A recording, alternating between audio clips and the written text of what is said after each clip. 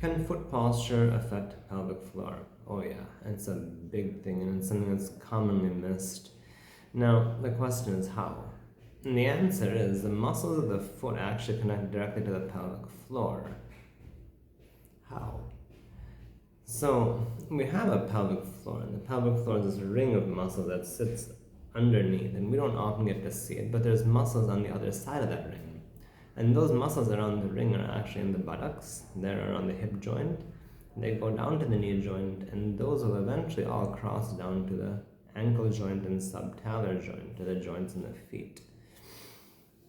So when you see a person who has flat feet or high arches, and if those are progressively getting worse, then you can understand that the muscles that are causing that to happen, the muscles in the calf, are probably also in dysfunction.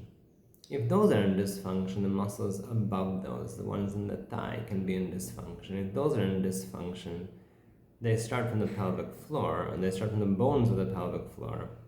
So the pelvic floor muscles can start getting pulled. Think about it this way. The pelvic floor is a ring of 3 different bones. I only have 2 to show you. But if you think about the 2 parts of the pelvis that rotate back and forth, if the foot is tight on one side, and that pelvis starts to tilt forward, the muscles in the back will pull the foot and the entire foot can collapse.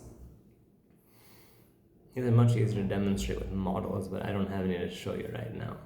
But this is how all these things come together. Flat feet, high arch feet can be an indicator of pelvic floor dysfunction.